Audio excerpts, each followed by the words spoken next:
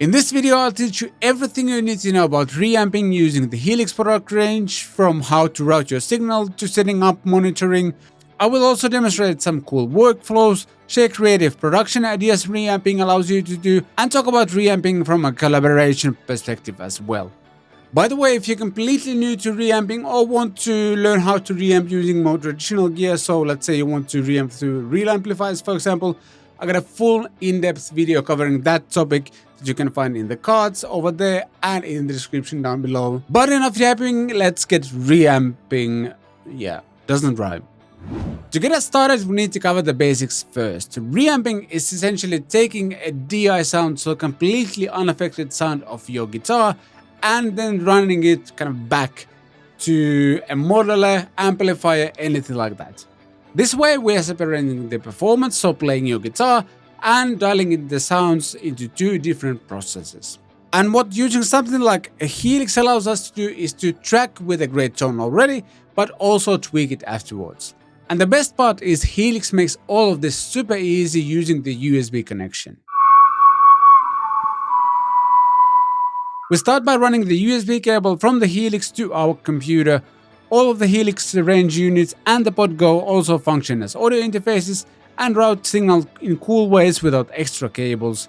If you're on Windows, you'll have to download the driver from the Line6 website, and for Mac computers you don't need to download any drivers unless you want to use a different sample rate than 48 kHz. For those situations you can download the Line6 Mac Core audio driver from the Line6 website. In your DAW, be sure to set your audio interface to Helix audio both input and output. And now that our Helix is set as audio interface, the easiest way to hear yourself is to use the headphones out on the Helix itself. But because I'm most used to dialing my sounds using my studio monitors, I want to get those involved, I guess. But luckily Helix makes even that super easy, because when you're using it as the main audio interface via USB, the XLR outputs 1 and 2 output everything as your normal audio interface would do.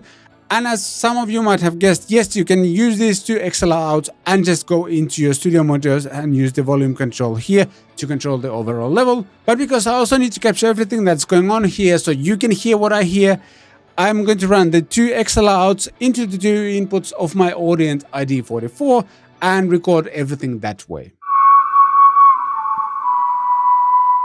Now let's talk about routing in your DAW, and again Helix makes it easier than you might think.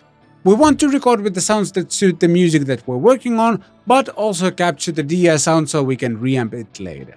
But because we're using Helix as our audio interface, all of this is easy to do. We do need to check some settings though, and first of all we'll click this menu button, go to the global settings, and use the page buttons to navigate to this page where you can see reamp source, and make sure that one is set to guitar. Then in your DAW, choose the track you want to record on, and in my case it's this one, and choose the input to input number 7. So right now if I would hit record and play my guitar, the DI track would be recording on this track over here, so input number 7. But because we also want to capture the recorded sound, I'm going to arm this track over here and set its inputs to 1 and 2. Set any output you want to hear from your monitors or headphones to 1 and 2, or in Logic's case it's just stereo out, and that signal goes out of the XLR connections here on the back of the Helix and into my audio interface and then through my studio monitors as we just described. Looks like I can hear myself well, and I can now start dialing in the sounds.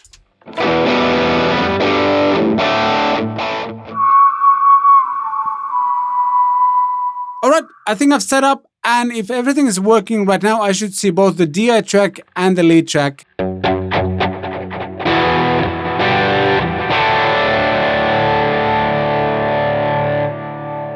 Yep, this means that when I'm going to hit record, both the DI track and the lead track, so the affected track coming out of the Helix, will be recorded.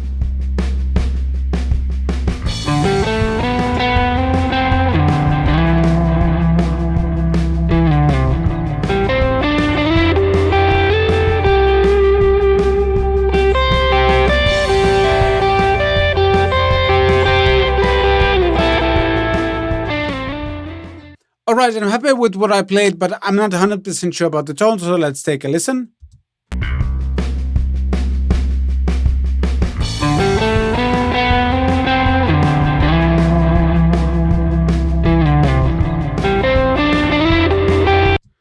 Alright, the tone itself is good, but there's too much delay going on. Maybe I should actually use this big hole, dynamic big hole thing.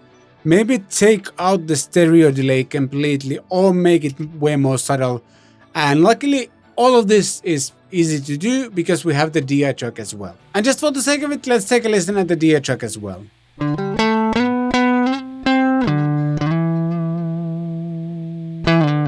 Now what we can do is to take the DI track, route it virtually via USB into the Helix, and from the Helix it goes back and records on this lead track over here.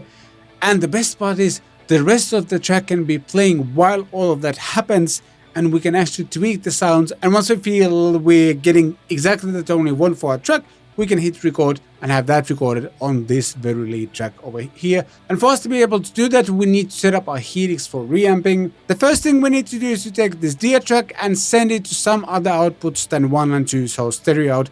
Because as you remember, stereo out is what we're listening through, whether you're using headphones or studio monitors in my case. Outputs 1 and 2 is what comes out of the Helix over here. So for example, we can send this DI track to outputs 3 and 4.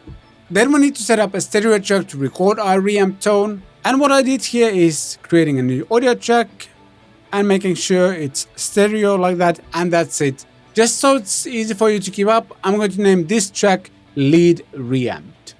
Then on the Helix or in the HX edit, we need to go to the inputs and make sure that the 3-4 that we set up here in Logic goes into the input of the Helix. So right now, only output 3 and 4, so our DI track that we've amped, this will be sent to the USB input 3 and 4, and that goes to the signal chain and then comes out as 1 and 2 that we're going to record here. And just to recap what we're doing here, we are taking this very track, so the DI track we just recorded the lead tone, we're sending it to output 3 and 4 via the USB, and we're making sure that Helix sees the 3 and 4 input. Then it goes through a signal chain, we can tweak it however we want, and we are then sending it to outputs number 1 and 2 that show up here. And here we go, we have the full track. What I did off screen was reamping the 2 rhythm guitar parts for this thing, and now we can actually hear the whole track and tweak the sound we want to use for reamping. So let's do just that. Again, I'm sending the lead guitar to outputs number 3 and 4, and I'm receiving those outputs from the DAW into the 3 and 4 on the Helix, so which you can see here and here on the Helix screen as well. And now we can hit play again and tweak the sounds while the rest of the track plays as well, which is super cool.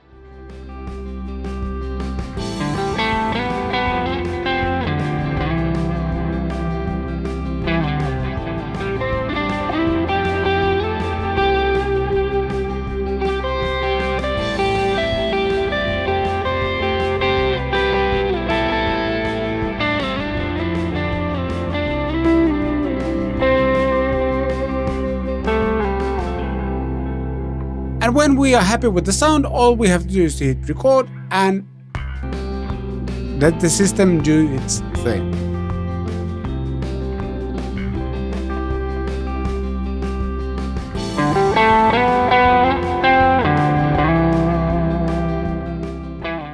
As I kind of mentioned at the beginning of this video, Helix makes reamping easy, but it also makes collaborations so much easier, because if I would ask someone to play on my tracks, I don't want to put pressure on them to guess what kind of sounds my song will contain and them having to come up with the perfect lead tone, for example.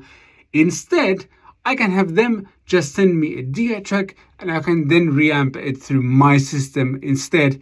And it just makes it so much easier, because they can only focus on the performance or recording a perfect DI take and send that DI to me, and I can then reamp it through my Helix unit. To me, it just makes everything so much easier, because all of the pressure of coming up with great guitar sounds is on me and not them, and they can only focus on nailing the best take. And there you go. I hope this video helped you to get started with reamping with your Helix unit as well. And if you got any questions, be sure to ask those in the comment section down below, and I'll try to answer them to the best of my knowledge. And if you don't have a Helix unit yet and this video made you want to get one, there's affiliate links in the description. Using those won't cost you anything extra, but I earn a small commission from every purchase, and that helps to put food on my family's table. Thanks. There's also other videos you see on the screen right now, and I also remind you to hit the like button and the subscribe button. And at this point, I want to thank you for your time, and I shall see you next time.